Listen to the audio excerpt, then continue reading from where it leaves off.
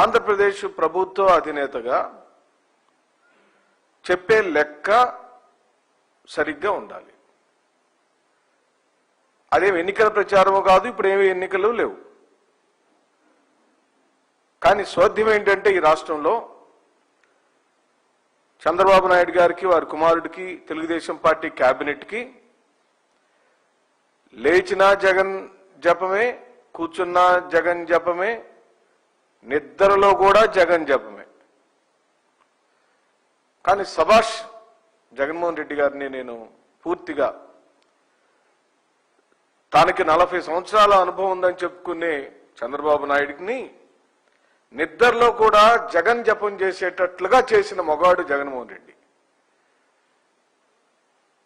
శుభకార్యమా అశుభకార్యమా, భూమి పూజోత్సవమా, ఇనాగరేషనా, ఒక భవనానికి సంబంధించిన ప్రారంభోత్సవమా, వాళ్ళ పార్టీకి సంబంధించిన వేదిక, ఓ మంత్రి వచ్చి కేబినెట్ యొక్క వివరాలు రాష్ట్ర ప్రజలకు చెప్పేదా, ఏ సందర్భం అన్నా కానీ వాళ్ళ గురించి వాళ్ళు చెప్పటం కన్నా మన నాయకుడు జగన్మోహన్ రెడ్డి గారి గురించి చెప్పటమే వాళ్ళకి ప్రధానమైన లక్ష్యం.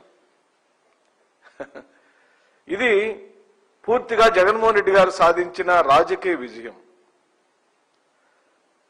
జగన్మోహన్ రెడ్డి గారు జపం చేయకుండా చంద్రబాబు నాయుడు నిద్రపోవటం లేదు, వాళ్ళ కేబినెట్ నిద్రపోవటం లేదు, వాళ్ళ మంత్రివర్గం నిద్రపోవటం లేదు, వాళ్ళ అధికార ప్రతినిధులు నిద్రపోవటం లేదు. పూర్తి క్యాడర్ కింద నుంచి పై దాకా జగన్ జగన్ జగన్ జగన్. మేం చెప్పేది జగన్ అనే పదం ఓ 10 సార్లు వస్తే తెలుగుదేశం పార్టీ అనుకూల మీడియా, తెలుగుదేశం పార్టీ సంబంధిత మీడియా, తెలుగుదేశం పార్టీకి సంబంధించిన నాయక గణాలు వేల సార్లు జగన్ జపం చేస్తున్నాయి. నిన్న వెళ్ళింది రెన్యూ ఎనర్జీ గ్లోబల్ సంస్థ 3వ ప్రాజెక్టు శంకుస్థాపనకి. ఆ శంకుస్థాపన సమయంలో చంద్రబాబు నాయుడు రాష్ట్రంలో విద్యుత్ ఛార్జీల విషయాన్ని లేపాడు. అది అక్కడ అసందర్భం. పోనీ తన హయాంలో తను 3 సార్లు ఈ రాష్ట్రాన్ని పరిపాలించిన సమయాలలో తను ఏం చేశాడు, ఏ విధంగా విద్యుత్తుని, ప్రజలకు నాణ్యమైన విద్యుత్తుని అందించాడు, తక్కువ ధరకు ఎలా అందించాడో చరిత్ర చెప్పిండుంటే ఈ రాష్ట్ర ప్రజలు బాగా ఆనందపడేవాళ్ళు. ఎందుకంటే చరిత్ర చెప్పడు. ఎందుకు చెప్పడు? 2003వ సంవత్సరంలో తన గద్దె దిగటానికి ఏకైక కారణం ఏమని ఈ మధ్యనే ఏబిఎన్ రాధాకృష్ణ ఉదహరిస్తూ సాక్ష్యంతో ఏం చెప్పాడు? చంద్రబాబు నాయుడు తెచ్చిన 2003వ సంవత్సరంలో తొలిసారిగా వైఎస్ఆర్ గారు ముఖ్యమంత్రి అయిన సందర్భంలో 2003వ సంవత్సరంలో విద్యుత్ సంక్షోభం వచ్చింది. ఆ విద్యుత్ సంక్షోభం మీదన పెద్ద ఎత్తున ఉద్యమాలు జరిగినాయి. ఆ ఉద్యమాలప్పుడే చంద్రబాబు నాయుడు మదమెక్కిన రాజకీయ వ్యవహార శైలితో గుర్రాలతో ఆడవాళ్ళని కూడా చూడకుండా తొక్కిచ్చాడు, దెబ్బకి దిగిపోయాడు. ఇది చరిత్ర. అంటే చంద్రబాబు నాయుడు గారు తను ముఖ్యమంత్రి అయిన ప్రతిసారి విద్యుత్ యొక్క అంశంలో ఘోరంగా విఫలం చెందుతూ వచ్చాడనే దానికి నేను ఆ 2003వ సంవత్సరాన్ని గుర్తు చేశాను. నిన్న ఈ పెద్ద మనిషి ఏమంటాడు? 2019-24 మధ్య కాలంలో విద్యుత్ రంగం పూర్తిగా కుప్పకూలిపోయిందట. 1.12 లక్షల కోట్ల రూపాయల భారం మా ప్రభుత్వం మోపిందట. 9 సార్లు విద్యుత్ ఛార్జీలు పెంచామట అని ఊకదంపుడు సొల్లు ప్రసంగం చేశాడు. ఊకదంపుడు సొల్లు. ఊకదంపుడు అంటే ఒకే విషయాన్ని మళ్ళీ చెప్పటం, సొల్లు అంటేనేమో అబద్ధాలు చెప్పటం. ఎందుకు? మీరు ఇప్పుడు వచ్చి 2 సంవత్సరాలు అవుతుంది, అధికారంలోకి వచ్చారు. రెడ్ బుక్ రాజ్యాంగాన్ని అమలుపరచడం, అరెస్టులు చేయించడం, దాడులు చేయించడం, కేసులు బనాయించడం తప్పించి ఏమైనా ఒక మంచి పని రాష్ట్రానికి మీరు చేశారా? మీరు విద్యుత్ గురించి ఎద్దారు. 2024 నుండి విద్యుత్ ఛార్జీలు పెంచమని ఎన్నికల హామీలో మీరు ఇచ్చిన మాట నిజమా కాదా? తాను అధికారంలోకి వస్తే ఈ మారు 2024 గనక తన అధికారంలోకి వస్తే ఎట్టి పరిస్థితులలో నేను విద్యుత్ ఛార్జీలు పెంచడానికి మాట ఇచ్చిన చంద్రబాబు నాయుడు గారు ఆ మాటను తప్పి ఇప్పటికే అక్షరాల ఆంధ్ర రాష్ట్ర ప్రజలందరూ కూడా దయచేసి గమనించండి. మీరందరూ కూడా కడుతున్న విద్యుత్ బిల్లులు ఈ రోజు ఎంత కట్టారో 2019-24 మధ్య కాలంలో జగన్మోహన్ రెడ్డి గారు ఉన్నప్పుడు ఎంత కట్టారో మీరే మీ బుర్రతో మీ హృదయంతో ఈ చంద్రబాబు నాయుడుకు సమాధానం చెప్పండి. కేవలం 2024 నుంచి ఈ రోజు వరకు చంద్రబాబు నాయుడు 20,000 కోట్ల రూపాయల భారాన్ని రాష్ట్ర ప్రజల మీద మోపాడని ఛాలెంజ్ చేస్తున్నాం, నిరూపిస్తాం. నేను ఇందాకనే అన్నాను, ఒక ముఖ్యమంత్రి తను మాట్లాడేటప్పుడు ఒక స్టేట్మెంట్ ఇచ్చేటప్పుడు సాక్ష్యాధారాలతో మాట్లాడాలి. ఎందుకంటే నీ దగ్గర సిస్టమ్ ఉంటుంది. ఇప్పుడు నేనేమంటున్నాను, నువ్వు 2024 సంవత్సరంలో అధికారంలోకి వచ్చిన రోజు నుండి ఈ రోజు వరకు ఇంచుమించుగా 20,000 కోట్ల రూపాయల భారాన్ని ఈ రాష్ట్ర ప్రజల మీద మోపిన మాట నిజం కాదా? తాము వస్తే ఎన్నికల హామీగా విద్యుత్ ఛార్జీలు పెంచమని చెప్పిన మాట నిజం కాదా? అధికారంలోకి వచ్చిన వెంటనే 4 విడతలు విద్యుత్ ఛార్జీలు పెంచిన మాట నిజం కాదా? 2024 ఆయన జూన్ మాసంలో అధికారంలోకి వచ్చాడు మిత్రులారా. జూలై, ఆగస్టు, సెప్టెంబర్, అక్టోబర్ వచ్చిన 4 నెలల కాలంలోనే అక్టోబర్ 25 నాడు 6,072.86 కోట్ల రూపాయలు భారం మోపాడు. మళ్ళీ నెల రోజులు తిరగకన్నా ముందే నవంబర్ 29 ఆర్డర్ ప్రకారం 9,412.50 కోట్ల రూపాయలు భారం మోపాడు. ఇంకా 2024-25 ఆర్థిక ఏడాదిలో 1,863.64 కోట్ల రూపాయలు భారం మోపాడు. 4వ మారు 2025-26 ఆర్థిక సంవత్సరంలో అక్షరాల 2,787 కోట్ల రూపాయల భారం మోపిన మాట నిజమా కాదా? చరిత్ర కేవలం చంద్రబాబు నాయుడు 2024 నుంచి ఇప్పటి వరకు మోపిన విద్యుత్ ఛార్జీల భారం వివరాలు చెప్పాం. మీరు కూడా 2019 నుంచి 24 మధ్య కాలంలో జగన్మోహన్ రెడ్డి గారు ఎక్కడెక్కడ ఎలా పెంచాడో ఆర్డర్ ప్రకారం జీవో నెంబర్లతో సహా మేం చెప్పినట్టు చెప్పమని అడుగుతున్నాం. పీపీఏలు రద్దు చేసి నష్టం చేశారని చంద్రబాబు నాయుడు అంటున్నాడు. శభాష్, మంచిది. ఇక్కడ మేము సూటిగా ఒక ప్రశ్న అడుగుతున్నాం. యూనిట్ ధర చంద్రబాబు నాయుడు యొక్క హయాంలో ₹2.49 చొప్పున యూనిట్ విద్యుత్తును 4.60కి పీపీఏ చేసుకుంటే ఏది ఎక్కువ అండి? అంతకుముందు 2014-19 మధ్య కాలంలో చంద్రబాబు నాయుడు సీఎంగా ఉన్నప్పుడు యాక్సిస్ నుంచి యూనిట్ ధరను 4.60 చొప్పున కొనుగోలు చేసిన మాట నిజమా కాదా? అదే జగన్మోహన్ రెడ్డి గారు సెకీ నుంచి యూనిట్ ధరను ₹2.49 కొనిన మాట నిజమా కాదా? నువ్వు ₹4.60 కొంటే అదే విద్యుత్తుని ₹2.49 కొంటే మాదెక్కడ భారం పడిందయా అని అడుగుతున్నాం. అంటే ఈ ప్రపంచంలో తమ్మిని బిమ్మిని చేసే నైజం, నిజాన్ని అబద్ధంగా చెప్పే నైజం, మాయ మాటలు చెప్పి బ్రతికే నైజం, తాను చెయ్యని పనిని తను చేసినట్టుగా ప్రచారం చేసుకునే నైజం. అదేమంటే హైదరాబాద్ కట్టింది నేనే, ఈ ప్రపంచంలోని ఐటీలు వాళ్ళందరినీ సృష్టించింది నేనే, సత్య నాదెండ్లను సృష్టించింది నేనే, పివి సింధును సృష్టించింది నేనే, రాజమౌళికి దర్శకత్వం నేర్పించింది నేనే అని ప్రతి గొప్పని తన అకౌంట్లో వేసుకుని ఈ రోజున ఘోర వైఫల్యం చెందుతున్నాడు నారా చంద్రబాబు నాయుడు. మరి ఎవరి వల్ల విద్యుత్ సంస్థలపై భారం తగ్గింది, ఎవరి వల్ల రాష్ట్రానికి మేలు జరిగింది, ఒక్కసారి ప్రజలందరూ కూడా ఆలోచించమని చెప్పి అడుగుతున్నాం. ఇంకా చెప్పాలంటే జగన్మోహన్ రెడ్డి గారి హయాంలో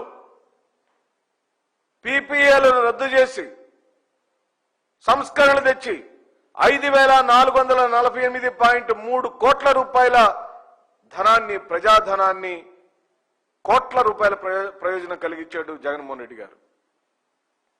ఎలా నష్టపోయింది ఆ చంద్రబాబు నాయుడు గారు? ఇంత నిస్సిగ్గుగా, ఇంత నిర్లజ్జగా ప్రజలకు తప్పుడు సమాచారం వేయడానికి మీకు ఎలా మనసొప్పుతుంది? ఇప్పుడేం ఎన్నికలు లేవు కదా, నీకు నువ్వే ముఖ్యమంత్రిగా ఉన్నావు, నువ్వే అధికారంలో ఉన్నావు, నువ్వు బాగా పరిపాలిస్తావని నీకు ప్రజలు అవకాశం ఇచ్చారు. మీ దుంపల దగ్గర అధికారంలోకి వచ్చిన రోజు నుండి జగన్ అలా చేశాడు, జగన్ ఇలా చేశాడు, జగన్ అలా చేశాడు, జగన్ ఇలా చేశాడు. ఈ రాష్ట్రంలో ఎక్కడ హత్యలు జరిగినా, ఎక్కడ ఏ ఘోర నేరాలు జరిగినా దాన్ని తాడేపల్లి కార్యాలయానికి చుట్టడానికి విశ్వ ప్రయత్నాలు చేస్తుంది ఎల్లో మీడియా. ఏం పని పాట లేదు. చంద్రబాబు నాయుడు గారికి, లోకేష్ గారికి, పవన్ కళ్యాణ్ గారికి ఏమో జగన్ జపం, ఈ ఎల్లో మీడియాకేమో తాడేపల్లి జపం. మీకు ఆఫీసులు ఉన్నాయి, మీకు ఇళ్ళు ఉన్నాయి, మీరేం పూరి గుడిసెల్లో లేరు, రేకుల షెడ్లలో లేరు, వీధుల పక్కనేమి చిన్న చిన్న పూరిపాకలు వేసుకొని లేరు. మీ జీవితాలన్నీ ఎలా ప్రారంభమైనాయో, ఎవరెవరు సైకిల్ మీద దిగారో, ఎవరెవరు పచ్చళ్ళు అమ్ముకొని బయటకు వచ్చారో, ఎవరెవరు ఎలా ఎదిగారు ఈ రాష్ట్ర ప్రజలందరికీ తెలుసు. కానీ మా నాయకుడు పుట్టడమే గోల్డెన్ స్పూన్ తో పుట్టాడు. తాను పుట్టే రోజుకే వైఎస్ రాజశేఖర రెడ్డి గారు ఐటీ అంటే ఇన్కమ్ ట్యాక్స్ కట్టే కుటుంబంలో పుట్టినాడు జగన్మోహన్ రెడ్డి. మీరెక్కడ పుట్టారయ్యా? మీరు ఎలా ఎదిగారయ్యా? ఇంత ఆర్థిక సామ్రాజ్యాలను, ఒక ఫిలిం సిటీని నిర్మించేంత సామ్రాజ్యాన్ని, హైదరాబాద్ మహానగరంలో పెద్ద పెద్ద స్టూడియోలు కట్టుకునేంత సామ్రాజ్యాన్ని ఎవరిచ్చారు? ఎక్కడి నుంచి వచ్చినాయి? ఎందుకు పత్తిత్తి గురిబెంజ గింజ మాటలు మాట్లాడుతున్నారని సందర్భంగా నేను మాట్లాడుతూ, 2024 సంవత్సరంలో ఏపీఆర్సీ అనగా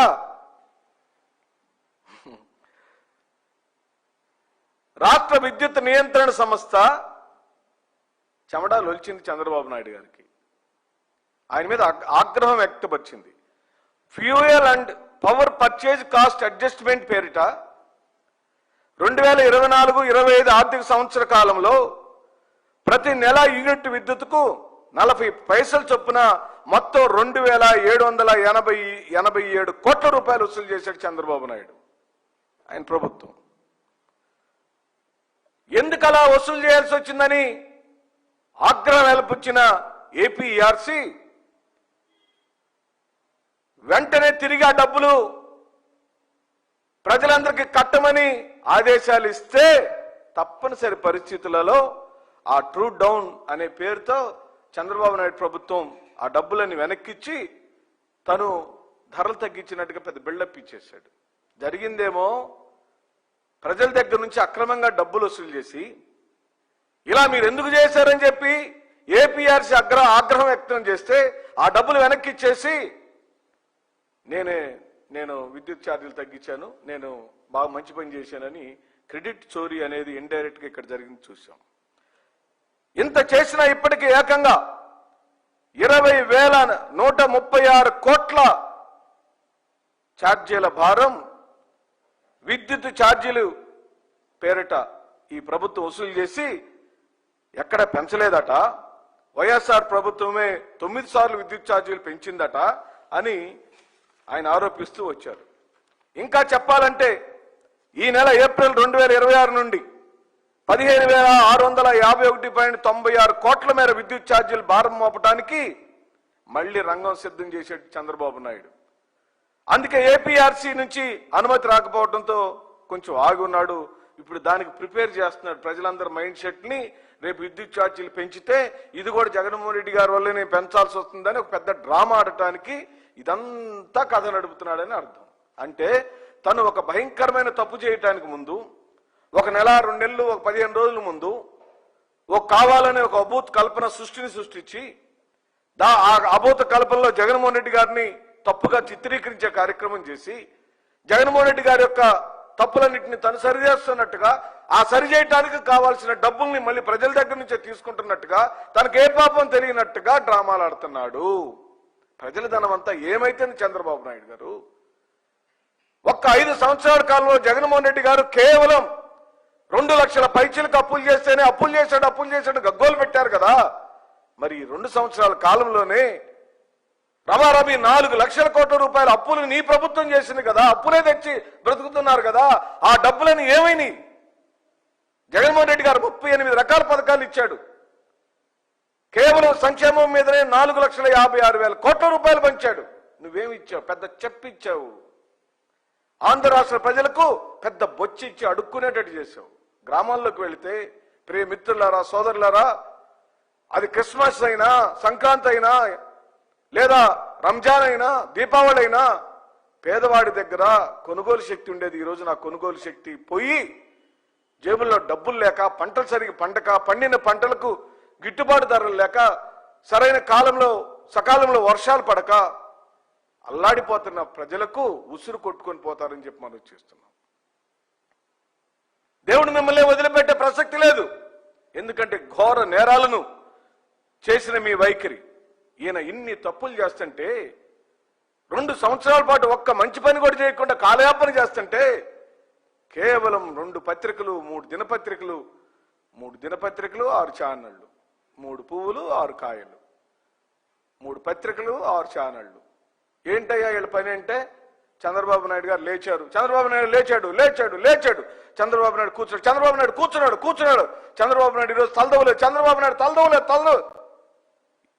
జాకీలేసి లేపి ఆయన్ని అలా అడ్డం పెట్టి మీ సామ్రాజ్యాలు మీరు ఎలా విస్తరించుకుంటున్నారో, చిన్నగా ఉన్న మీ కుటుంబాలు ఎంత పెద్దగా మారిపోయినాయో ఈ రాష్ట్ర ప్రజలందరూ గమనిస్తున్నారని సందర్భంగా నేను మనవి చేస్తూ, ఈ విద్యుత్ ఛార్జీల విషయంలో జగన్మోహన్ రెడ్డి గారిని తప్పుబట్టిన ప్రతిసారి ఆ ఏళ్లన్నీ చంద్రబాబు నాయుడు వైపు చూస్తే, ఎందుకంటే విద్యుత్ ఛార్జీల విషయంలో విలన్ ఎవరు అంటే ఆయన చంద్రబాబు నాయుడు అని ఖచ్చితంగా ఏ రాష్ట్ర ప్రజలకు, చిన్న పిల్లోని, స్కూల్కి వెళ్లే పిల్లోని కూడా అడిగినా చెబుతారని చెప్తూ